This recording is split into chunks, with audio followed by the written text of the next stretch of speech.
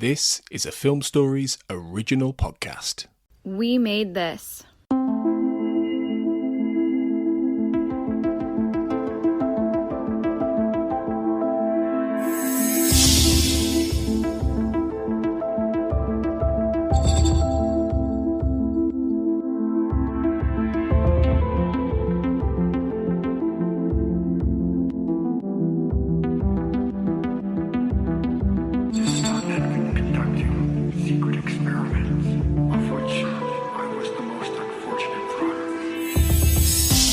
Welcome back everyone to the X-Cast. As ever, the truth is in here. I'm your host today, Carl Sweeney, and thank you for joining me for this episode, which is all about the 12th episode of the 4th season, which is Leonard Betts. And joining me today is Andrew Blaker. Hi, Andrew. Hey, Carl.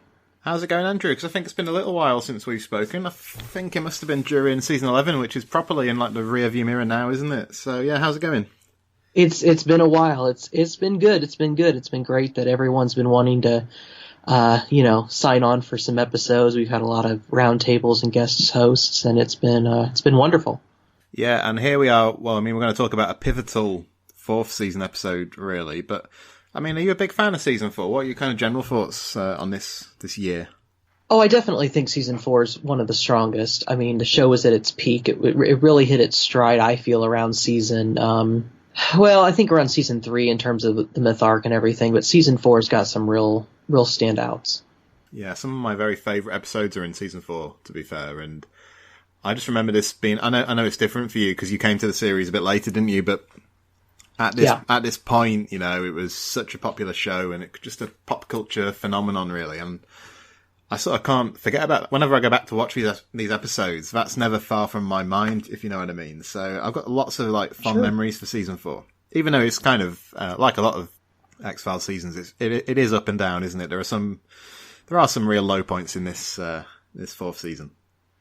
For sure. And I mean, I think every season has that, but yeah, I feel like on the whole, it's very strong. And like you said, this episode really was a turning point for the entire series, especially the myth arc. It is, as we'll get on to. But, so yeah, Andrew, you've got something I need, to be honest, which is thoughts and opinions on Leonard Betts, which aired on 26th of January, 1997. Long time ago. I mean, where were you in 97? I was 7 years old, and I wasn't watching the X-Files. Yeah, I was only a few years older, to be honest. I was 10 years old in January 97, so yeah. Leonard Betts was written by Vince Gilligan, John Scheiben, and Frank Spotnitz, you know, the famed John Gilnitz team, and directed by Kim Manners. And of course, this is the episode about a paramedic who gets decapitated before his headless body apparently gets up and walks out of the morgue. And I like this episode a lot, to be honest. Andrew, how about yourself? What would you give this one out of 10? Easily an 8 out of 10, I think. It has a little bit of everything, and the pace of the episode is just incredibly breakneck. And I think that, especially being the lead-out program, for the Super Bowl this was a tremendous choice for an episode for that. Yeah, I was gonna bring that up. So I think I'd give this episode, I've written down 8.5. I could maybe on a generous day push it up to a 9, but yeah, basically what you said. I think that generally speaking, this is very, very good. It feels to me like archetypal X-Files in some ways. Do you know what I mean? Yeah. Like, you mentioned the pacing, so yeah, very rapidly paced, but also you've got like, I'd describe it as like a prototypical monster in a lot of ways. He kind of reminds me of some other characters, some other kind of Monster of the Week figures in Leonard Betts, and lots of great banter, isn't there, as well in this episode? You know? Yeah. I feel like this, for someone who may never have seen the show before, this was a great choice for really all the ingredients that made it such a standout hit in the 90s. Like you said, it's a Monster of the Week. Undoubtedly, but it's got some great banter, great chemistry between the leads. Also for the fans, kind of that pivotal scene at the end, and it checks all the boxes, honestly. It does, yeah. It's like there's some scary stuff, there's a bit of action, really, and like you say, the the pivotal scene at the end, so a bit of emotional kind of angst and turmoil, which of course we associate with this show as well. So no, I think there's a lot to kind of recommend about this one, a lot to enjoy. Yeah. Do you have any kind of criticisms? Because I mean, we're both giving it kind of 8.5. We're not kind of talking about a 10 out of 10 here. I guess for me, I wonder how much depth there is in terms of, you know, some of the episodes we can discuss endlessly, and I'm not sure if there's that much here in the same vein, if that makes sense. Maybe because it's so fast paced. Yeah, I mean, I think the fact that it's fast paced is both a pro and a con for it, because it really is just pretty much from the beginning. It just goes at a mile a minute, and you get a lot of science and ideas thrown at you. It's hard to come up with some criticisms, because it really, I feel like it does really well for what it strikes out to do, because it's got a pretty unique balance of humor and fright, if you will. I mean, you know, it's not a comedy episode, but, you know, the concept is, I think, funny on its own, really. And I'm racking my brain to try to think of some criticisms. Well, it's hard, I think, when it's, like we're saying, when you're trying to justify why something's an 8 rather than a 10. It sounds like you're kind of pulling at straws a bit, doesn't it? But sometimes it's quite hard to say what the difference is between such like a top tier episode and something that's very, very good, you know. Exactly. I think for me it comes down to there are some great. It's overall a great episode. I can't point to any explicit moment that I think is like, you know, stands out in my mind for it. One of the things I will say when I rewatched it just recently in preparation for this was I did have towards the end a little trouble keeping up once we were introduced to his mother, and we, you know, there's an initial scene where you know she, you know, says he's been dead for 6 years. The agents are obviously confused. Then they realize she was not telling them the truth. And that kind of confused me, exactly what her role is, how much she knew about his ability. And I don't think that that's something that's explicitly spelled out. I think you have to really pay attention to it. And that, in a way, that's a good thing, because, you know, you go back to it and you can see something new every single time you watch it. Yeah. Now let's drill a bit more into this issue of it being the Super Bowl episode, because I think that's kind of interesting in its own right. So, the Super Bowl, of course. I mean, are you an NFL fan yourself, Andrew? I mean, I don't typically watch the Super Bowl entirely, but I mean, you know, living in the U.S., you know, it's you can't escape it. It's everywhere, and you know, I think back in the 90s when TV was more, you know, you had the big 3 networks. You had cable, but it wasn't as much of a contender as it is today. You know, the idea of a show being picked to have the lead out episode was a pretty big honor. Not to say that it isn't still, but I don't think it's the same now as it used to be back then, where you would be guaranteed 20, 30 million people easily just by virtue of being aired after the Super Bowl. So I think back then it meant a lot more than it might in 2018. Well, because you're right. I think this episode, according to IMDb at least, 29.1 million viewers in the US. Yeah. As a result of that post-Super Bowl time slot. So a lot of eyeballs on this one. Right. Wise, then, I think, to choose an episode like this, to be honest, which kind of is a typical episode and one that kind of exemplifies a lot of what the series does. So I think the debate would have been, at the time, you know, because the episode order gets changed from the production order. Mm-hmm. Between this and Never Again, and I think there's an argument to be had there about what was the right call, but in like commercial terms, I think this is the wise choice to go after the Super Bowl, isn't it? Oh yeah, I mean, so if I'm remembering this correctly, Never Again was filmed prior to Leonard Betts, and if you watch in the broadcast order, which has Leonard Betts first, followed by Never Again, followed by Memento Mori. You know, after the big revelation at the end of Leonard Betts, you have an entire episode where nothing is touched on. It's a Scully-centric episode, but there's nothing about cancer. I think that if Never Again, I don't think Never Again would have been a good pick to air after the Super Bowl, because it is more of a character piece than a Monster of the Week, in my opinion. Yep. I think it's kind of a weak Monster of the Week. That's my own personal opinion. But this episode, Leonard Betts, is much more, it's got the horror, it's got the humor, it's got, it just was a much stronger contender for trying to lure in new viewers, which really is the whole point of being chosen as the lead out episode. You want to have an episode that's not going to just be only for fans. You want to draw new people in so that they follow your show back to its regular time slot. And I don't think Never Again would have succeeded in that part. But then, no, I agree. And then the kind of flip side, though, is that Never Again, like you kind of alluded to there, is kind of materially changed by the sequencing decision, right, isn't it? In that, like you say, Scully's cancer, even though it's not explicitly mentioned in the episode, because it wasn't on the minds of the writers or Gillian Anderson or anybody, it factors into viewer perceptions of it, doesn't it? So, yeah, I think it's best to really, when you're doing your rewatch, I really think you need to watch Never Again before Leonard Betts, the way it was produced. I think that makes it a much more smooth transition. Well, it is a fascinating one, and I'm sure it'll be discussed much more on the Never Again episode that's coming, of course. And I think another debate then would be, I know that there's an argument at least that Scully's a bit out of character in Never Again. And some people would say, well, in the light of the revelation at the end of Leonard Betts, maybe that makes a little more sense. So I think it can be argued both ways. But no, I agree with like the commercial choice, certainly, to put Leonard Betts forward first. Right, IMDb. We always like to have a look at this IMDb rating. So I don't know if you want to have a hazard a guess as to what this one gets over there. I'm going to say about an 8.5. Exactly right, 8.5 out of 10. Okay. Just under 2,500 ratings when I had a look.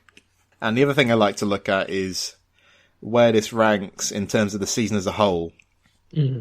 So, yeah, if you line up those ratings top to bottom, what position do you think this episode comes for the whole season in terms of fan ratings on IMDb? Well, let's see here. We had Small Potatoes. I'm trying to think of what other episodes might have ranked higher. I would say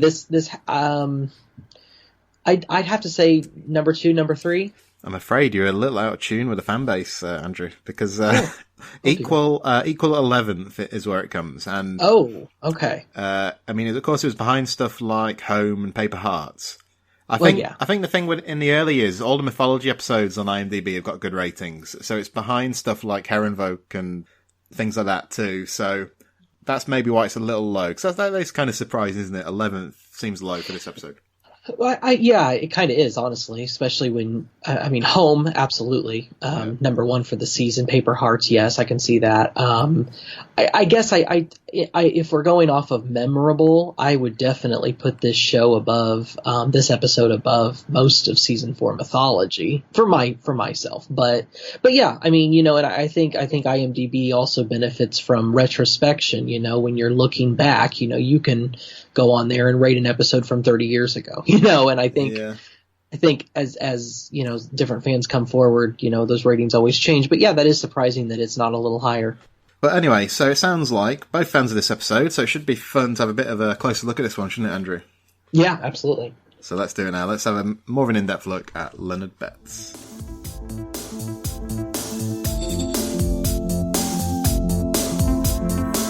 Okay, so I like this teaser, to be honest. I think it does both things, really. It's kind of fast-paced, it's got the kind of car crash, and then it's a little scary to kind of close out. So yeah, it's, we pick up in Pittsburgh this kind of ambulance, the sirens are wailing. We get the first use of the phrase "up to his ass in alligators," which will recur through the episode. So you got this patient who's got an apparent cardiac arrest, is what we think is happening, but Leonard Betts knows better. He knows it's cancer. And yeah, that crash is quite high impact stunt, isn't it? Yeah, that opening sequence, especially that crash. That was, like I said, I feel like right out the gate, going back again to the Super Bowl lead out episode. I hope I'm using that term right, but that you get them in, you lure them in right away, with the action, and I feel like that's a great opening sequence. I think so, because I think if you're watching the game or whatever, or you have been, and there's no danger of you kind of snoozing off in front of the box No, no. It kind of grabs your attention, I think. Yeah, definitely. So the driver is kind of dazed. She's Michelle, of course, and she'll be in quite a few scenes of this episode. She's okay. Leonard isn't. He's decapitated. And then we head up to the morgue. So we get the guy, don't we? He's kind of listening to music with his headphones on. You hear this kind of thumping noise. I mean, I can't think of anything more terrifying in real life than to be in kind of a morgue and just to hear this kind of these kind of thuds, you know. Yeah, no, that scene right there, that surpasses the opening part. Well, no, that is part of the opening part. I'm sorry. Yeah. But the very first scene, that stands out to me, especially I just rewatched it and I thought, oh God, that is just downright creepy, 2 or 3 a.m. and that's, yeah. And of course we see Leonard's head on the floor, but his body kind of attacks the guy and walks out. So now, like we say, I think a very effective teaser. And in terms of the purpose of, attracting and keeping new audiences, I can't see too many people switching off after a few minutes of this, unless it's just too much for people. I don't know. No, I think it, like I said, it hits all the boxes, and I think you've got, a great opening teaser there, and it really does a great job of luring it in. You compare that to, say, the opening sequence with Never Again, which, if I'm not mistaken, there's no action there really. It's pretty, it's more character driven, and I think you just have to get him and hold that 29.1 million lead. It's funny because I think Never Again, I think the initial conception there was that Quentin Tarantino was going to direct the episode, and that would have been quite a significant draw, and then it couldn't happen. I think something to do with the Directors Guild, accreditation or whatever. So, and I wonder if Never Again just ended up, it's such a personal piece, I think, for Glenn Morgan. Because, you got the guy in the episode who's divorced, and I think Morgan himself had just gotten divorced, and that's all well and good, but I don't think that's necessarily... I think there's always this tension, isn't there, between art and, like, commerce, where we're talking about, like, drawing an audience, and you got something like Never Again, which is very personal, and I don't mean to kind of say that's wrong, but you know what I mean, I think. No, I mean, it's not. I mean, I'm not saying it's a bad episode. It's just not an episode that you would air after a Super Bowl. It's not the episode you would use to lure in new viewers. I think when people who probably had, and it's hard not to think about this episode from that outsider perspective of, okay, I've just finished watching the game and, it's 11 o'clock and I really should go to bed. But then you've got this show and it's got to be enough to lure you in and hold your interest, and it's got to have some action, and it's a big episode. I mean, you've got a big opening sequence. You've got, you can tell they put money and effects into that, and I just think that it was a different kind of episode. Never Again, definitely a more artsy episode. A lot of good things to that episode and a good, fan episode, but for luring new people in, I don't think it works as well as this one did. And I think part of that is because of Mulder and Scully's role here, isn't it? Because both of them are on top form in terms of, especially in terms of the humour, I think. So, yeah, when they turn up in the morgue, I think it's like, Scully sort of saying it's an attempt at a cover-up. Mulder's not convinced. They look at them stills, don't they, from the CCTV, where it's kind of the video and it's distorted. Mm-hmm. But we get a really funny scene, don't we, which is with the medical waste unit, where it's like Mulder would rather be like anywhere else, wouldn't he? And that's genuinely funny, I think. That's a great episode. I actually made a note about that. The cinematography of that, just from the view of the camera angle, you've got you're back in the back of the bin. You're watching them don the gloves and the masks and everything, and digging through body parts, and it's played to humor. But it's an incredibly nasty thing that's going on, and from, Mulder's reaction to it. But I loved the angle on that. I loved that scene, and I really gained a new appreciation for it rewatching it. Just the way that was shot, the way it was written was great. Yeah, especially the look on Mulder's face. I think Scully says, like, I need your help because your arms are longer or something. And Yeah, he can be anywhere but there. Exactly. And, I mean, they sift through the waste. They find Betts' head.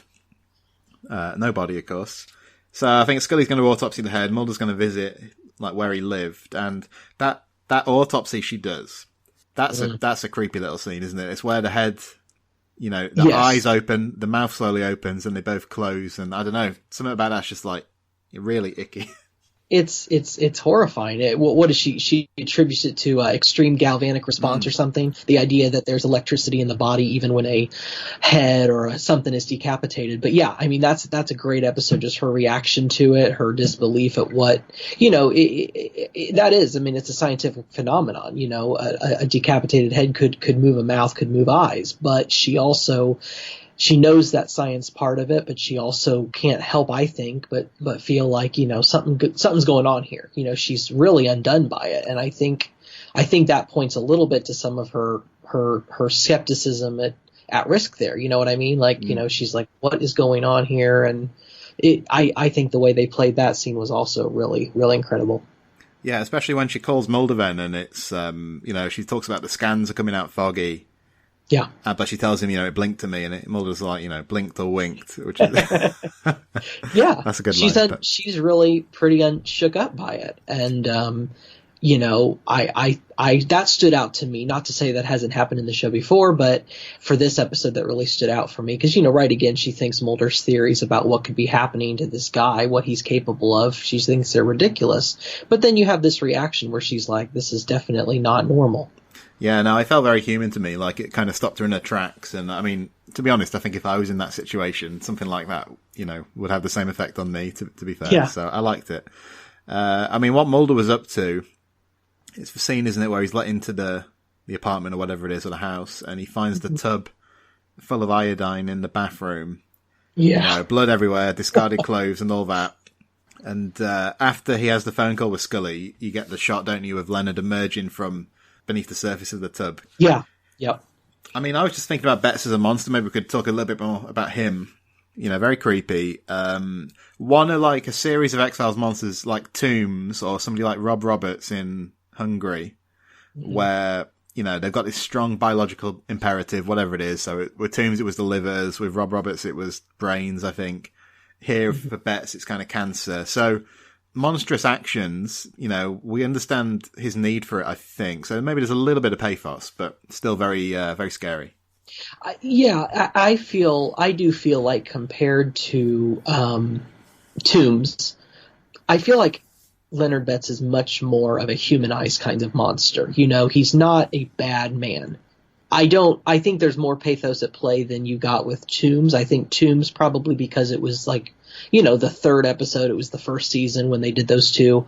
Yeah. There wasn't as much room for pathos as there was. We have to, scare the crap out of people. But I think with Leonard Betts, he's much more of a humanized monster, especially as you learn more about his condition and what he's doing. That was a big takeaway for me that, it's hard to feel bad for him. I mean, it's hard to feel like he's a totally evil person because of his condition. Yeah, well, he'd been holding down a job, hadn't he? And it sounds like he'd been kind of scouring the kind of medical waste to kind of get by and stuff. Right. And he does seem apologetic a bit later, doesn't he? When he kills Michelle, but it does seem like he doesn't want to do it, doesn't he? So, right. It does, yeah. So I think you're definitely right. There is a humanity there. Yeah. With Tombs, it was a bit more straightforward, like you say, that he was just killing people, wasn't he? He needed to do it, but he had no regret about doing it. No. And I felt like this, from his catchphrase, what is it? I'm sorry, you've got something I need. Mm-hmm.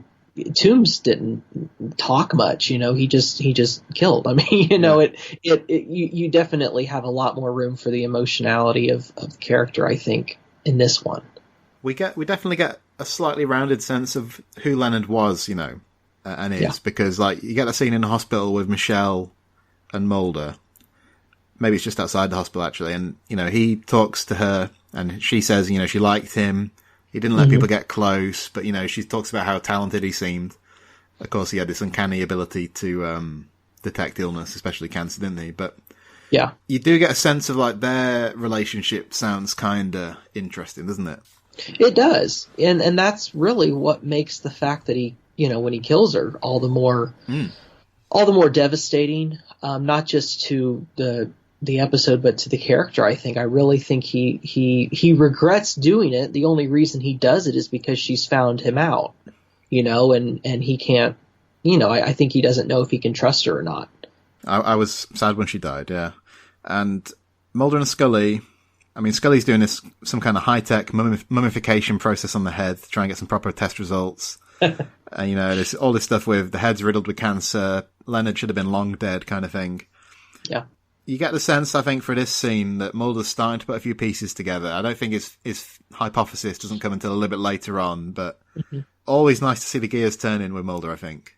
Yeah, and you've got, another thing, the reason this is really such a good classic Monster of the Week, you've got the Mulder and Scully, interaction at play. He's the believer, she's the skeptic, like every episode, but again, coming at it from the perspective of a viewer who's may never have seen this episode, from the Super Bowl, it's, you've got that dynamic down to a T now. He's coming up with these ridiculous ideas, which have, however precarious, a basis in nature, the idea of evolutionary regeneration, and Scully's not buying it. And it's, it's their dynamic down to a T, but I think in this episode, it's played off with some humor. Her, incredulity at, his remarks and what he's saying. I really like the dynamic in this episode. Like, did the show stop giving Scully kind of a plausible alternative explanation at some point? And if so, does that apply to this episode, do you think? I don't know. I think it's, I know Chris Carter has, been asked this time and again over the years about, how can, by the time you get to say season 6, season 7, with all she's seen, how can she still keep up this, skepticism? And I think she has to, for the sake of the dynamic of the show, really. So yes, there are times where it strains credibility. It's hardly the first time the show's done that. But I think the dynamic, you have to have that in play for any of it to work. She always has looked at things through the realm of science. And yes, there are times where it strains credibility, but I think without that, it would just be completely unmoored, and I don't think it would be what we like. Well, no, I agree. I like it here, actually, because I feel like I think she kind of stress tests Mulder's ideas more so than they would be if he was kind of given free rein. Do you know what I mean? Mm-hmm, absolutely. As much as we kind of decry Scully's stubbornness or, refusal to believe sometimes, I do think it's necessary, and I think it makes them both better investigators, So, so what happens? I think that while Michelle driving the ambulance and she hears Leonard's voice over the radio, so just an unnerving kind of little short scene there. But what I really wanted to talk about, I think, is the appearance of Chuck Burks, Andrew, because we get the scene in his lab, don't we? And I'm just trying to think, when was the last time we saw Chuck Burks before this? I'm gonna quickly have a look. Can you remember? I know we saw him first of all in the Calasari. Yeah, I don't think he wasn't in until, I think probably right around season 3, season 4 was really when he began to surface up a little more. Yeah, I'm just looking now. This is his second appearance. Okay. It's like I said, a Calasari first, and then Leonard Betts, and it's only 6 appearances in total. But always enjoy seeing Chuck. He's always fun to spend a scene or two with. Love Chuck. Why do we love him though? Because I mean, is there a sense that he's kind of in the same vein as like the Lone Gunman? It's got slightly different expertise, of course. I can see that. I think for me, it's about, you have Mulder and Scully, the only really, the two leads, and really the only characters you get, all the way through. You have Skinner in a lot, but I think whenever they bring on guest stars that have, some sort of recurring presence, like Chuck, like you said, only 6 episodes, I don't know. Part of me wants to always reach in and learn more about those characters, because we get so much about Mulder and Scully that everyone else, for the majority of, especially the Monster of the Week episodes, are kind of thrown to the background. So whenever someone, they get to play off somebody who isn't just a one-time guest star, who actually has, a character reappear later on. I don't know. I always enjoy that and, root for those characters, I guess. Yeah, well, I think for the most part, the series was quite good at judging, the way not to overuse people like Chuck. Now, I would have liked to see him a little bit more, but I wouldn't have liked him to be overly familiar, I guess. I feel like we should make this an episode in memoriam to Chuck Burks, though, because I don't think he gets enough attention. I really don't. He's, he could have, not to say we needed less of the Lone Gunman, I'm not saying that, but his character, I feel like if they had, fleshed him out a little more, could have just been a 4th gunman. And I think that he could have been he could have done the gunman role in certain of these episodes. You know, he's right there with Mulder. You can tell his excitement in looking at, you know, was this the one with the head? They see the head, the aura of the head or whatever. That, you know, he's obviously, you know, he's a scientist, but he's much more Mulder than Scully. And I think he could have been a fourth gunman that, you know, what could have been.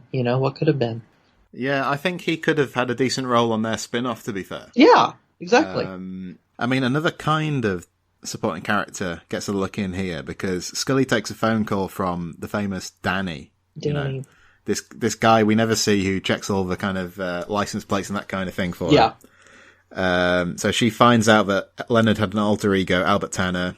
The mother, you know, his mother's still alive and so on. So they go to the mother's house. Mother doesn't know anything about it at this stage, apparently. We'll find out differently later. But Albert apparently died 6 years ago in a car accident. And I think the actress who played the mother in this scene, I think, you know, completely believable. She doesn't know anything. Mm-hmm. But then her performance changes in subsequent scenes. And I felt she did a good job kind of doing the two different, you know, aspects of the character, effectively. Yeah, you don't really expect her to be more than that one scene. You know, you expect her to deliver the twist that this guy's been dead for 6 years, and you think, okay, now it's going to go in a different direction. And like you said, she comes back and she's you know, the more of an antagonist in the way of speaking against. She's impeding the you know, Mulder and Scully's investigation, but you know, she plays so well that protective mother, you know, that'll do anything to protect her son, and you find out more about, again, it's not explicitly spelled out, at least to me it was not, but you get more of an idea that she knows what his abilities are and kind of just doesn't question it, you know? Yeah, and like later on she seems a bit more formidable, whereas here she's, you know, quite sweet and so on. But she'll be back later, back at the hospital. So Michelle finally tracks down the new guy, as she puts it, I think, and it's Leonard, of course. How can it be? I mean, sadly, she's kind of, you know, he wishes she hadn't found him. He's sorry, but he kills her. He injects her with something that kills her, I think. Yeah. And again, the kind of split here between scariness and action, because we get a bit of a foot chase, don't we? Mm-hmm. As well, you know, the guard tackles him to the ground, cuffs him. So kind of exciting stuff. And then, you know, Leonard pulls his thumb off, I think. Yeah. To get out of the handcuff. Grisly sound effects on that one as well. Yeah. What do you think about Paul McCrane in the role then? Obviously, a pretty well-known actor. Most famous probably, certainly for the 90s, for his role as Romano in ER, and I think he died. He came to some kind of sticky end against a helicopter in that show. I can only vaguely remember it. But no, he's good in the role, isn't he? Especially, well, at both sides really, at doing the kind of monstrous stuff, but also, you know, the sense that he is actually a guy and, you know, he kind of fits in quite nicely, I suppose. So, yeah, he does. Yeah, he's a good choice for this one, absolutely. Do you think there was kind of sequel potential with Leonard Betts? Like, one thing I'd say at the end of the episode is I'm not quite sure why the defibrillator to the head is more kind of terminal than all the other things, but could they have brought him back? I think so. That was one thing. That was one of my criticisms that I have jotted down here. I don't understand how an electric shock, which is, you know, what it was enough to kill him when this guy's capable of, you know, choking out a new head. You know, I mean, he can regenerate his entire body, but, you know, an electric shock can do him in. I don't know the science as much on that, but it did seem a little implausible to me. Yeah, I think a sequel one could have been fun. Yeah, I feel a sequel, I think it could have been fun. I mean, they had a mixed track record with sequels, of course. Mm-hmm. I think it could have been fun. I mean, Tombs is a good sequel. Yeah. Not sure about Orison or, you know, Kiss and the Gary is pretty good, I think. But yeah, I think it had potential there, like I said. But, you know, I really like how it ended. And I wonder if maybe bringing it back for a sequel, you know what I mean? It doesn't, obviously, since they kill him, it doesn't set up a sequel, but, well, I don't want to jump ahead, but I just want to talk about the, you know, Scully's revelation. I really liked how it worked in terms of this pacing and everything. Yeah, because what happens, I think, is that the next scene that we're going to chat about here is like the following day, heavy rain. Mulder, you know, this is the crime scene, I suppose it is. This is where Mulder kind of puts the pieces together, I think. Mm-hmm. torn off is further evidence that, he tore it off because he knew he could regrow it. Leonard's a giant step forward in evolution and all this. And after this point of the episode, it's fairly breakneck. I mean, they find Leonard's car, box full of tumours. It's registered to his mother. So at this point, they have a warrant to search the mother's house.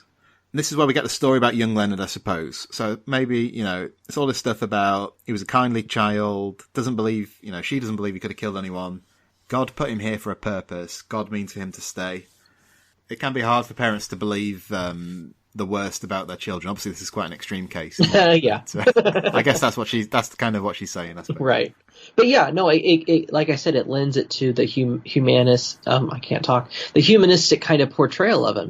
He's not all bad. He's got a mother who's, trying to protect him and who loves him. And, he does this out of need like other characters have, but it's a more sympathetic performance. I don't know if that's owed to the writing, or Paul McCrane. I think it's a little bit of both. I think that they had more time to kind of flesh out, make him more of a sympathetic monster than say Toombs was. Yeah, I think it's both. I think some of it is the writing, because you get a sense from what she says about, like we're all products of our environments, of course, and she talks about how he was picked on a bit as a child and so on, and yeah, so it wasn't too one note, was it? I think that's the main thing. He wasn't a caricature of an X-Files monster. He was, like I said, an archetype. Right, right. Yeah, and we get a scene at the bar. The old man who's drinking and smoking, Leonard watching on. His thumb's kind of growing back. It looks like pretty quick, pretty swiftish, and again another quick scene with this guy's kind of... We don't see him taken out, do we? I don't think. We just see him kind of pull the knife out, so we don't see the act itself. No, it just ends with him, pulling the knife out and, I'm sorry, you have something that I need. Yep. And this is where the action kicks in, I think, because... Well, not quite, actually, because we get that funny scene. I wonder if the effects kind of let it down slightly. It's when you've got Betts naked in the storage locker, growing a new head. Yeah. There's a mixture here. It looks like a mixture of practical stuff. Yeah. When he must have had like a fake torso or something that's kind of rippling with the head travelling up the body. Yep. But then there's that moment with the CGI head, isn't there? Which, whatever they did, there's a moment there it doesn't look quite right. No, it's, back in 97, that was cutting edge. That would have been really something to see. And it is. I mean, it's gross. It's, but... it is dated, and I remember, in rewatching that, it doesn't produce that same reaction that I think was intended, which is total gross out horror. It's more like still gross, but dated and unintentionally funny. It just doesn't really hold up. I feel like if they had shown a little bit less, you have the head creeping up through the throat. You have that close-in shot of this bulging thing, like almost like out of Alien, where you have the chest burster about to come out, Yeah. And he's coming up the head. I feel like if they had kind of stopped there and intimated at the rest of it, that would have been more effective than this full-on head birth that we got. It reminds me, I agree. I think it reminds me a little of, do you remember The Amazing Marlene in season 7, where you get the trick? I mean, it's all about magicians and you get the trick with the head rotating, but it's so obviously an effect that it kind of undermines the story, I think, in that instance. And to be fair, this is only a momentary thing, isn't it? So maybe it took me out of the story for a second or two, but right. I mean, to be fair, I was watching it on, Blu-ray, people are streaming it on HD or whatever. Large TVs these days. So I think that's part of it, isn't it? Yeah, and like I said, it's brief, it's momentary. It certainly shouldn't detract from an overall opinion of the episode. And one of the things that when the his new head comes out, and it lets out this almost primal scream of I mean, you could say it's for any reason, but it really felt to me almost desperation and anger at the situation. It was just real raw, and I liked that touch. I thought that was, a good way to end that little sequence. No, I agree. Very visceral it was. And again, turn into action then, because, we get this scene where Mulder and Scully turn up. you know, the car drives out, basically. They find the old guy's body, the car drives out, and it explodes after, like, 2 gunshots. I mean, we do find out that he kind of rigged it that way, don't we? It was kind of a ruse. Yeah. So, let's see. So they have an autopsy of the guy, John Gilnitz. So a little in-joke there, isn't it? Referring to the John Gilnitz writing team of Gilligan, Scheiben and Spotnitz, of course. Oh, yeah. Scully thinks Leonard's dead for sure. Mulder's not buying it. Mulder kind of puts it together, basically. The car explosion was to kind of throw them off the scent. And we get a kind of creepy scene, don't we, with Leonard and his mother again. She's bathing him. You know, they're never going to leave you alone. You're weak. You need to restore strength. You know what you have to do. So the idea that a mother will do anything for a child is quite a potent one, isn't it, of course? And we see that. Yeah. Here. Yeah, definitely. Yeah, that scene where she's just soaking the sponge in this iodine, you know, and just rubbing his little head with it. It's especially when you think back on it, it's effective in the pathos of it, and yet it's also somewhat twisted, you know. It's again, mother and son. He's a grown man in the tub, and of iodine, no less. And it's that was a really well thought out design, I thought, on that scene. So we get a stakeout, you know, Mulder and Scully staking out the house. I suppose, like, you know, in some of the great episodes, something like Tombs, you get a stakeout scene, you get some really, like, in-depth character piece. I think it's what we said earlier, basically, that there's so much going on here that we don't really have time for, like, an in-depth scene with Mulder and Scully talking about themselves or anything, do we? Because the ambulance turns up. The call came in, the old woman, massive chest trauma and blood loss.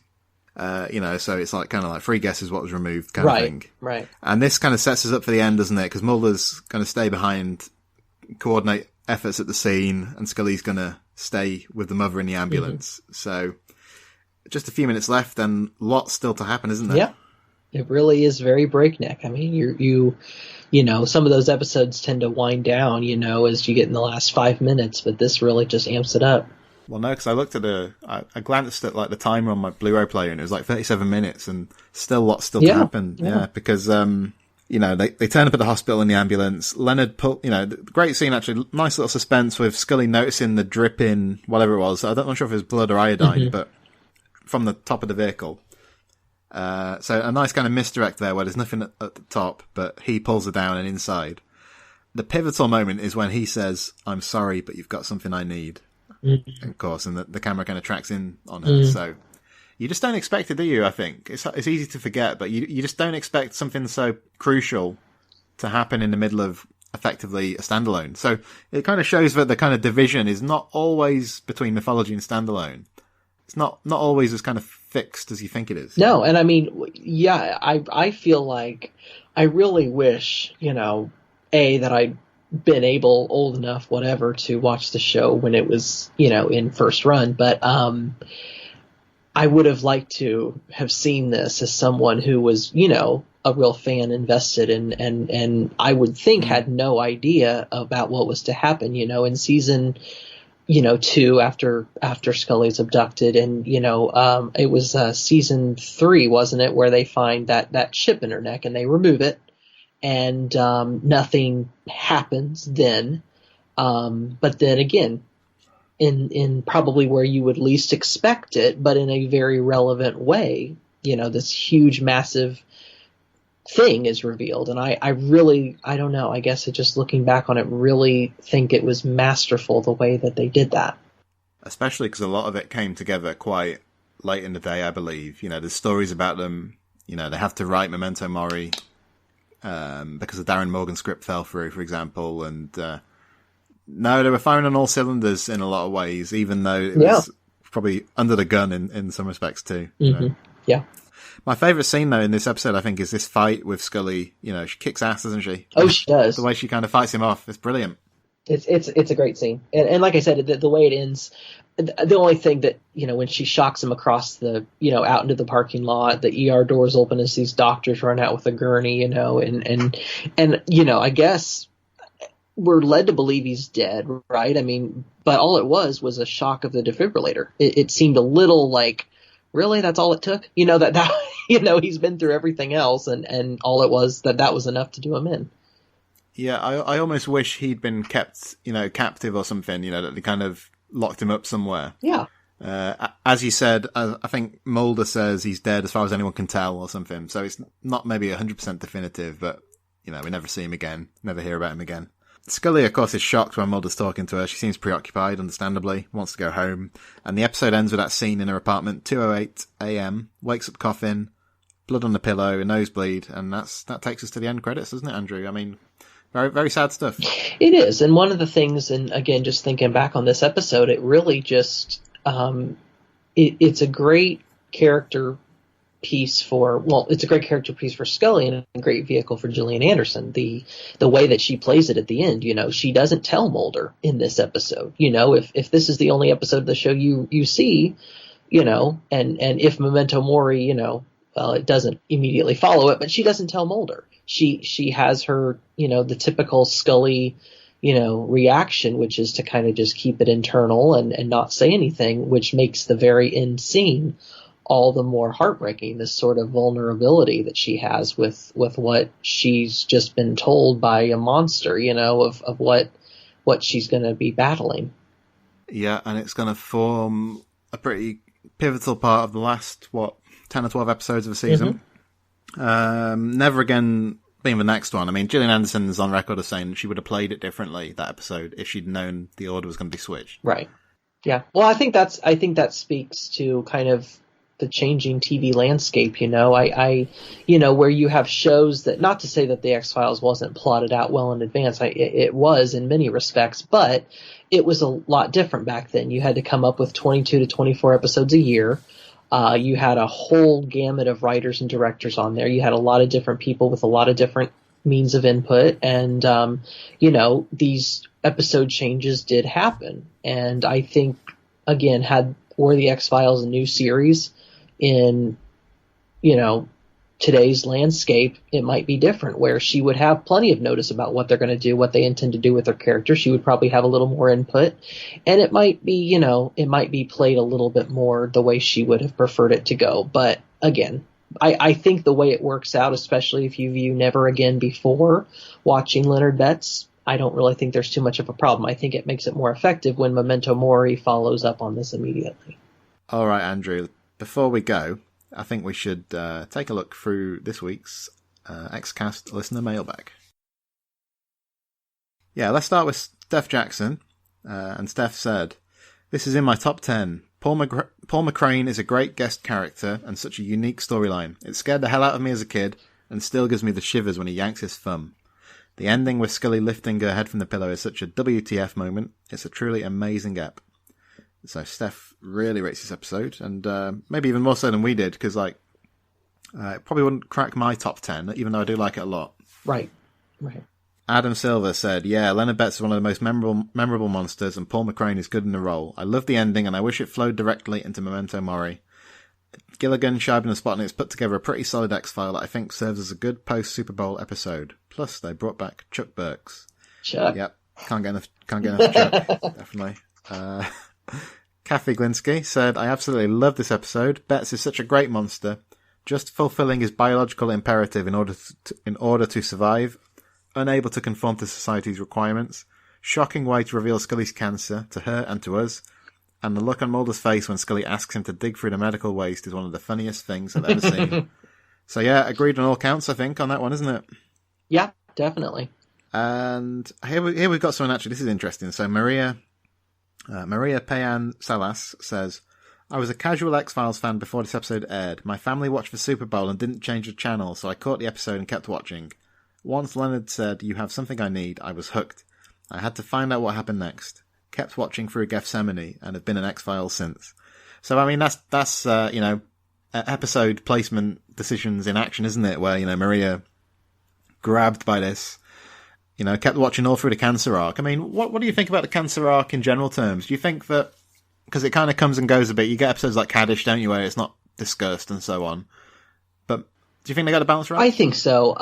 One of my favorite episodes in season 4, one of my favorites really for the series, is Elegy, which comes later this season. There are some weak parts to it, but for me, the scene, you get more into Scully's personal thoughts on what is happening to her than you do even with Memento Mori. Memento Mori is a fantastic episode, but I feel like it's a little clumsy with the way that it balanced what's happening to her with some real involving parts of the myth arc. You've got melting faces and all. It was a little.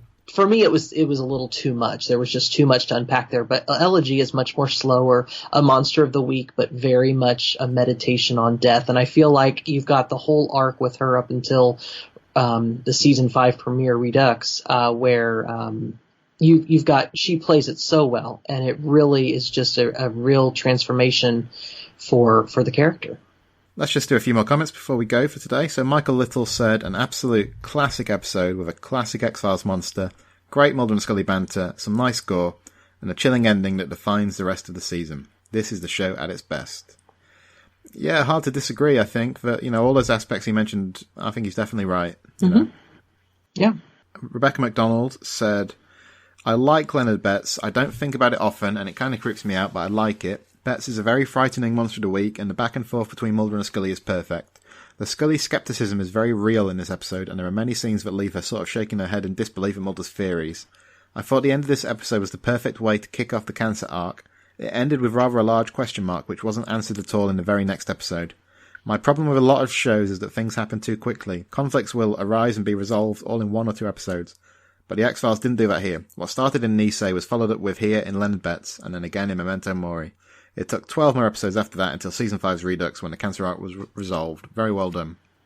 So yeah, I think it's like when the mythology was at its best, it was a bit like novelistic or something, where you kind of get it in chapters. And I think that maybe it kind of loses that after a certain point. But at this point in time, it still sort of has that quality. Oh yeah, I think the mythology's strongest in Season 3 and 4, especially when you have the whole Nicey 731 parter there, where your Scully is confronting the whole almost Holocaust angle on what has happened to these people, the hybridization tests, and it's just chilling. And I feel like these early seasons are when it was at its best. Last one, Robert Buckles said, the main thing I like about Leonard Betts is it's the X-Files episode that takes place in my hometown, or close enough, of Pittsburgh, PA. But I love the final scene of Scully waking up with the nosebleed that says everything without saying any dialogue. It's easy to get caught up in the action scene of her fighting Leonard, and kind of miss the I need something from you, and know what that means in the context of the episode. It's a quietly devastating moment that I think outstrips her saying she has cancer at the beginning of Memento Mori. So I think that's a good point, actually. Yeah, there's never a moment here where Scully says, I have cancer to Mulder or anyone. Right. Yeah, and it makes it all the more powerful because you have to really think on, okay, what am I watching? He's after cancer. Oh, that means she has cancer. And it's that subtle cleverness, I think, that really made it all the more potent. I wonder how much I guess the online fans would have been quickly making the mythology connections, but maybe a casual viewer would just feel it's kind of come out of nowhere, you know what I mean? Right. And waiting for the explanation, I guess. All right, Andrew, so we'll stop there for today. Thanks for that. Enjoyed it. And whereabouts are you online? I mean, X-Files Basement on Facebook? You're in there a bit? Yes, very active on Facebook more than anything. Also on Twitter at AndrewBlaker620. But the basement is where it's at. It is, yeah. I mean, definitely head over there, guys, if you're a new listener. Or if you're newish to the show and you're not with us on Facebook, it's a good place to be. Or Twitter at the X_cast.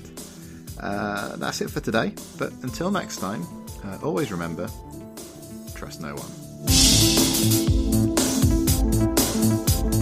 The Xcast, an X-Files podcast, is produced and presented by Tony Black, alongside a dedicated group of podcasters and X-Files fans.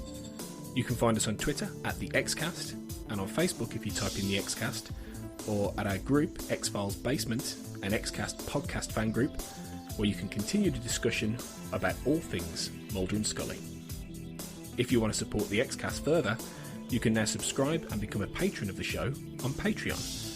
On Google, just type patreon.com/the Xcast. That's Patreon.